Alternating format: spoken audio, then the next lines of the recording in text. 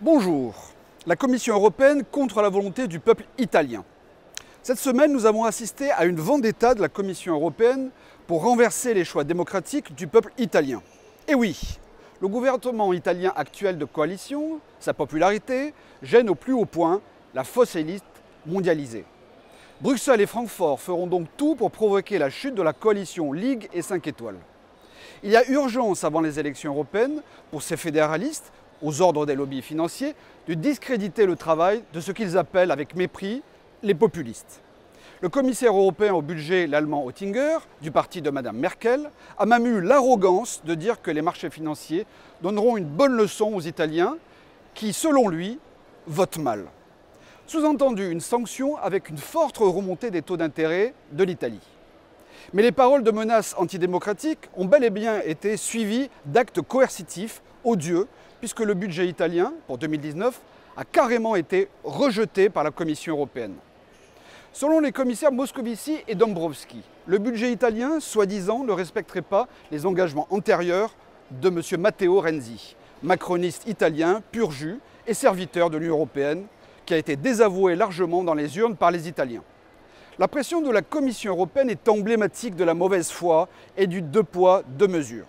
La preuve, le déficit italien proposé serait de 2,4% du PIB en 2019.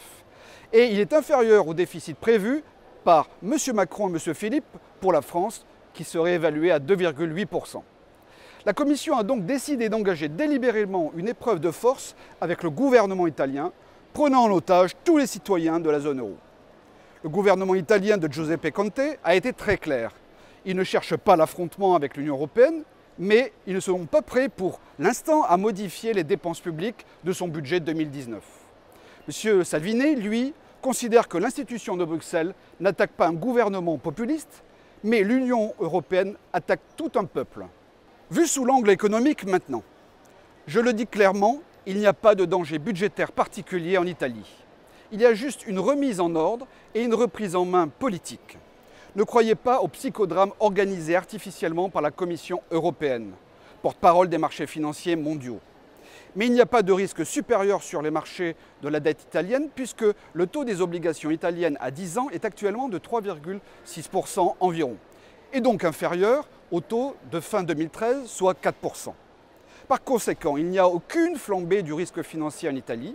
C'est encore une propagande des euromondialistes qui voient leur pouvoir financier s'éloigner. La réalité, c'est que c'est la zone euro tout entière, dont l'Allemagne, qui est une bombe à retardement sur les marchés obligataires mondiaux. A l'inverse, les grands axes de la politique économique de la coalition italienne au pouvoir sont les bons.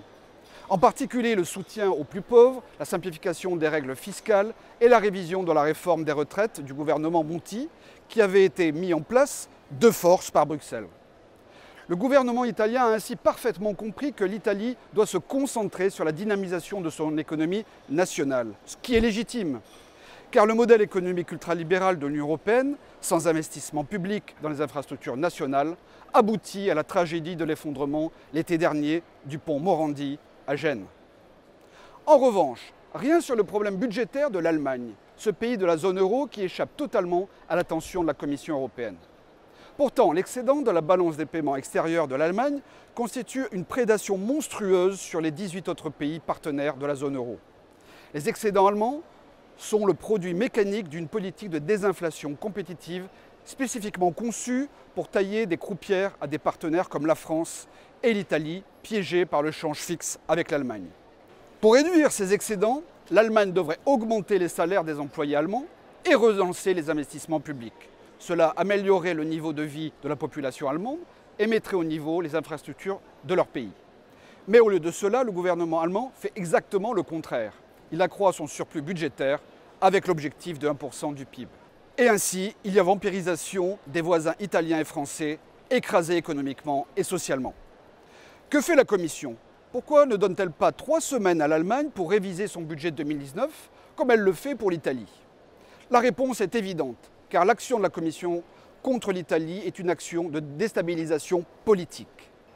Pour ma part, les choses sont claires. Je soutiens pleinement la Ligue et le mouvement 5 étoiles dans leur entreprise de restauration de l'indépendance et de la prospérité de l'Italie. Vivement les élections européennes 2019 pour que l'Union des patriotes français rende aussi son indépendance nationale à la France. À bientôt.